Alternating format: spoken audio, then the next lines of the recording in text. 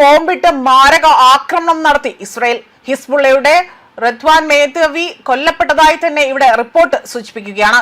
കഴിഞ്ഞ മാസം ഹിസ്ബുള്ളയുമായുള്ള വെടിനിർത്തൽ പ്രാബല്യത്തിൽ വന്നതിനു ശേഷം ആദ്യമായിട്ടാണ് ബെയ്റൂട്ടിൽ ഇസ്രായേൽ വ്യോമാക്രമണം നടത്തിയിരിക്കുന്നത്. പശ്ചിമേഷ്യൻ സംഘർഷത്തിന് തിരശീല വീണതിനൊടുവിലാണ് ഇപ്പോൾ ഇത്തരത്തിൽ വീണ്ടും ആക്രമണം ഉണ്ടായിരിക്കുന്നത് എന്നതാണ് ഇവിടെ എടുത്തു പറയേണ്ട കാര്യം. ഹിസ്ബുള്ളയുടെ എലൈറ്റ് റദ്വാൻ ഫോഴ്സിലെ ഒരു മുതിർന്ന കമാൻഡറെ ലക്ഷ്യമിട്ടാണ് ഓപ്പറേഷൻ നടത്തിയതെന്നതാണ് ഇസ്രായേൽ പ്രധാനമന്ത്രി ബെഞ്ചമിൻ നെതന്യാഹു ഇവിടെ വ്യക്തമാക്കിയിരിക്കുന്നത്. പ്രതിരോധ മന്ത്രി ഇസ്രായേൽ കാറ്റ്സുമായി തന്നെ നടത്തിയ സംയുക്ത പ്രസ്താവനയിൽ കമാൻഡറെ അവിടെ നിർവീര്യമാക്കാൻ ആക്രമണത്തിന് ഉത്തരവിട്ടതായി തന്നെ നെതന്യാഹു വ്യക്തമാക്കുകയാണ്. റദ്വാൻ ഫോഴ്സ് മേധാവിയും അദ്ദേഹത്തിന്റെ ഡെപ്യൂട്ടി ഉദ്യോഗസ്ഥരടക്കം അവരോടൊപ്പം ഉണ്ടായിരുന്ന നിരവധി തീവ്രവാദികളെയും അവിടെ കൊലപ്പെടുത്തിയതായി തന്നെ ഇസ്രായേൽ ഉദ്യോഗസ്ഥർ വ്യക്തമാക്കിയിട്ടുണ്ട്. എന്നിരുന്നാലും സൈന്യത്തിൽ നിന്നോ ഹിസ്ബുള്ളയിൽ നിന്നോ ഉടനടി തന്നെ ഒരു സ്ഥിരീകരണം ഇതുവരെയും ലഭിച്ചിട്ടില്ല.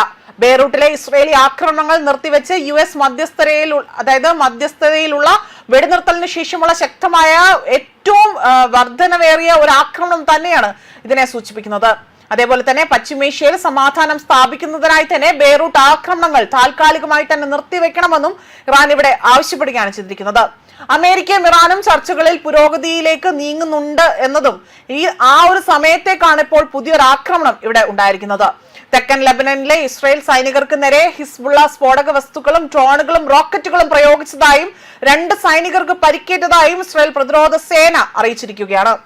ഇസ്രായേലി വ്യോമ അതിർത്തിയിൽ പ്രവേശിക്കുന്നതിന് മുൻപേ തന്നെ ശത്രുതാപരമായ ഒരു വിമാനം തടഞ്ഞു നിർത്തിക്കൊണ്ട് ഹിസ്ബുള്ളയുമായി ബന്ധപ്പെട്ട സ്ഥലങ്ങളിൽ കൂടുതൽ ആക്രമണം നടത്തിയതായും സൈനികർ വ്യക്തമാക്കുന്നു.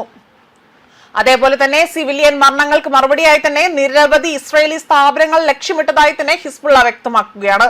ഇസ്രായേലും ലെബനനും തമ്മിലുള്ള ആ ഒരു നയതന്ത്ര ശ്രമങ്ങൾ അത് പരിമിതമാണ് എന്നും അംബാസഡർ തലത്തിൽ തന്നെ ചർച്ചകൾ തുടരുകയും ചെയ്യുന്നു. എന്നാൽ ഉന്നതതല ഇടപെടലുകളിലേക്കുള്ള പുരോഗതി അത് മന്ദഗതിയിലാണ് എന്നതാണ് ഇവിടെ വ്യക്തമായിരിക്കുന്നത്.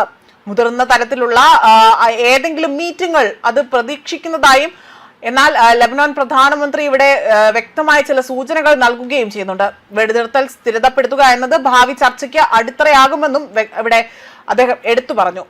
ഇസ്രായേലിന്റെ പിൻവാങ്ങലിലുള്ള സമയക്രമം നിശ്ചയിക്കുക എന്നതാണ് തങ്ങളുടെ ലക്ഷ്യമെന്നതും അതിൽ കുറഞ്ഞ ഒരാവശ്യത്തിനും തങ്ങൾ നിൽക്കില്ല എന്നതാണ് മറ്റൊരു കാര്യം.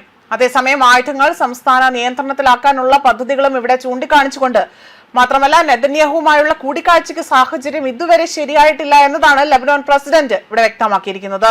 ന്യൂസ് ഡെസ്ക് കർമ്മ ന്യൂസ്.